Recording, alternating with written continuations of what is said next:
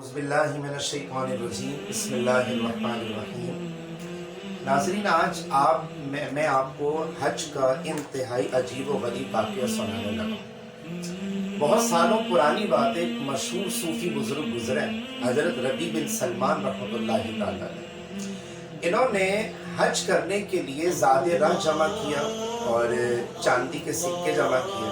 और जैसा कि आप जानते हैं कि पहले दौर के अंदर सोने और चांदी के सिक्के चला करते थे, तो गालिबन इनके पास जो दौलत जमा हुई थी हज के तमाम जो उसका जो प्रोसेस होता है, उसके जो एक्सपेंसेस होते हैं, वो तकरीबन 600 चांदी के सिक्के उन्होंने जमा किए। ये रकम बताने का एक मेरा मकसद है, वो मकसद और जो मतलब है ना, वो मैं आपको आखिर में एक्सप्लेन करूंगा कि 600 चांदी के सिक्के उन्होंने जमा किए और उसका नेमुल बदल एक बहुत बड़ी नेकी करने के बाद उनको क्या मिला। नाज़रीन, हुआ ये कि जिस काफले के हमारा वो जा रहे थे, काफला जा रहा था, और जाहिर सी बात है कि पहले दौर के अंदर जो है ना, वो ऊँटों पे, गायों पे, घोड़ों पे और खच्चर पे जो है ना, वो सफ़र किया जाता था और उनको लॉन्ग ट्रेवल के लिए यूज़ किया जाता था। काफले के हमारा जब ये जाने लगे तो रात का वक्त था और काफले ने एक जगह पर पड़ाव किया, स्टे किया। अब जाहिर सी बात है कि जब काफिला रुकता है और सारे उसमें मर्द हजरात हों, बड़े हों, तो वो इधर उधर भी चले जाते हैं, ज़रा घूमने फिरने भी चले जाते हैं और मतलब थोड़ा सा रिफ्रेश होने भी चले जाते हैं। तो हज़रत रबी बिन सलमान रहमतुल्लाहि तआला अलैह, जो सूफी बुजुर्ग थे, अल्लाह के वली थे, और इन्होंने अभी कितनी बड़ी कुर्बानी पेश की, आप हैरान हो जाएंगे सुन के कि शायद वो कुर्बानी नाउ डेज कोई देने का सोच भी नहीं सकता, क्योंकि उस जमाने के अंदर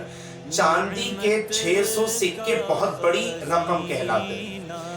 वो जब ऐसी मतलब वॉक कर रहे थे और काफले का पड़ाव था, तो उन्होंने एक मंजर ये देखा कि कचरे के ढेर के ऊपर एक गधा मरा पड़ा और एक औरत चुपके से आती है और गधे का गोश्त काटती है और अपने थैले में रखती है और चलती बनती है। हज़रत रबी बिन सलमान रहमतुल्लाहि तआला अलैह को ऐसा महसूस हुआ कि कहीं ये औरत मुर्दार का गोश्त बेचने का कारोबार तो नहीं करती, क्योंकि आप जानते हैं ना कि हमारे मज़हब इस्लाम में जो है ना, वो मुर्दार का गोश्त खाना हराम है, यानी हलाल जानवर भी हो और वो मर जाए तो उसका गोश्त खाना हराम है। तो हज़रत रबी बिन सलमान रहमतुल्लाहि तआला अलैह, आपने सोचा कि यार इस केस को इन्वेस्टिगेट करना चाहिए कि ये औरत जाती कहाँ है और गोश्त का क्या काम करती है और ये गोश्त को मतलब कहाँ पर लेकर जाती है। जब उसके पीछे पीछे चुपके से जाते हैं तो देखते हैं कि वो टूटी फूटी सी झोपड़ी है और उस झोपड़ी के अंदर 4 मासूम बच्चियां हैं, और वो औरत जो है ना उस झोपड़ी में जाती है और वो गोश्त बाहर निकाल के ना अपनी चारों बच्चियों को बोलती है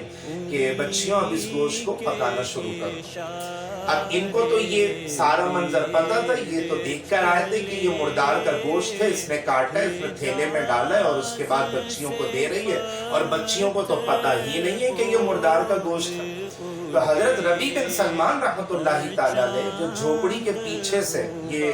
माँ और बेटियों की जो बातें और कन्वर्सेशन थे वो सुन रहे थे, आप बाहर से अचानक बोल पड़े कि खातून, ये गोश्त नहीं खाओ,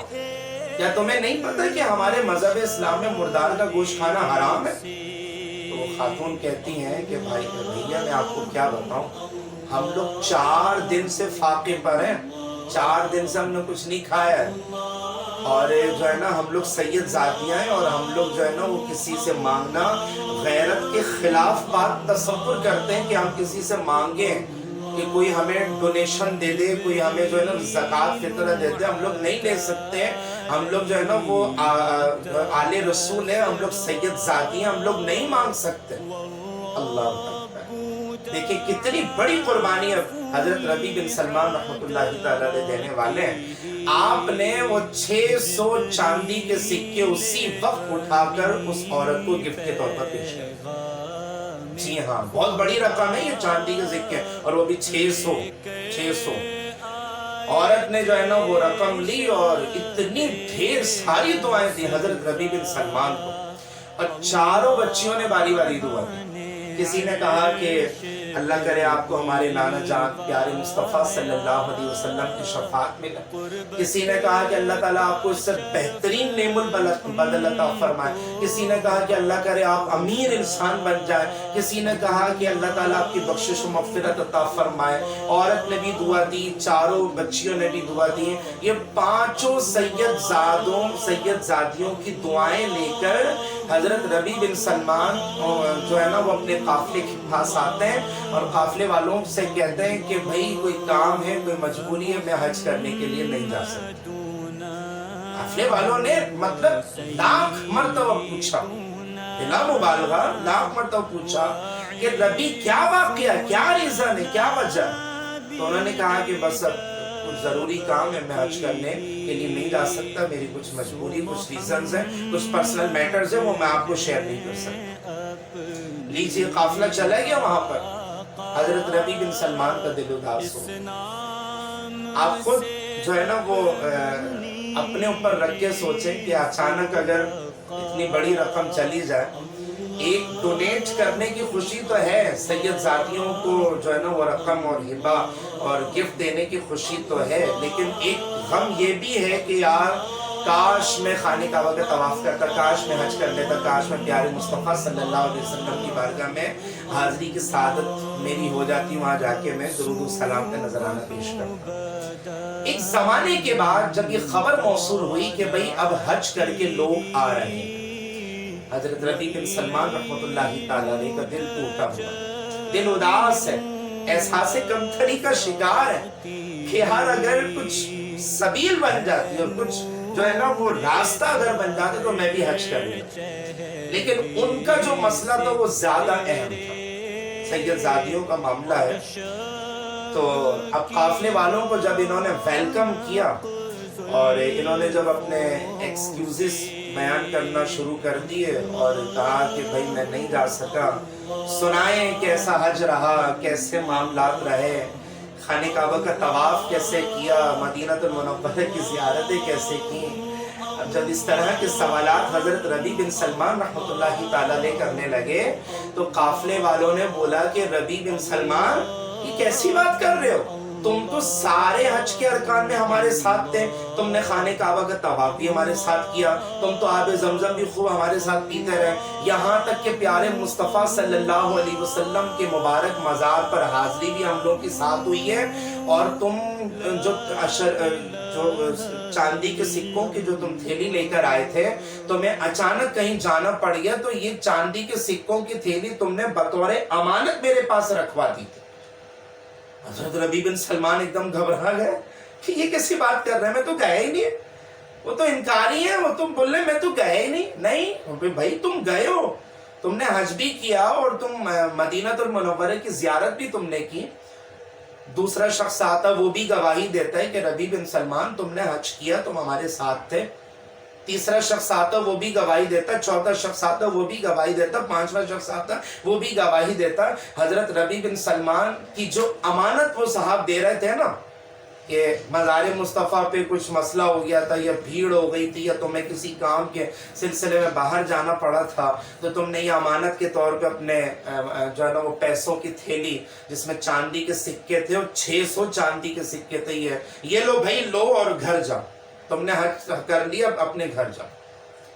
اور چاندی کے سکوں کی تھیلی ناظرین لے کر کے جاتے ہیں، اور جب جاتے ہیں نا تو گھر میں آ کے دیکھتے ہیں اور تھیلی کھولتے ہیں۔ تھیلی کھولنے کے بعد آپ یقین مانیں اللہ تعالیٰ کی قدرت، حضور صلی اللہ علیہ وسلم کا معجزہ کہ اس تھیلی کے اندر جو ہے نا وہ 600 چاندی کے سکے نہیں تھے بلکہ 600 سونے کے سکے موجود تھے، اور ایک پرچی تھی اس تھیلی کے اندر، اور وہ پرچی کیا تھی؟ اس پرچی کے اندر ایک تحریر لکھی ہوئی تھی، اور وہ تحریر یہ تھی کہ جو ہم سے معاملہ کرتا ہے نا وہ ہمیشہ نفع حاصل کرتا ہے۔ پریشانی کے عالم میں نا سو گئے۔ کہتے ہیں کہ جب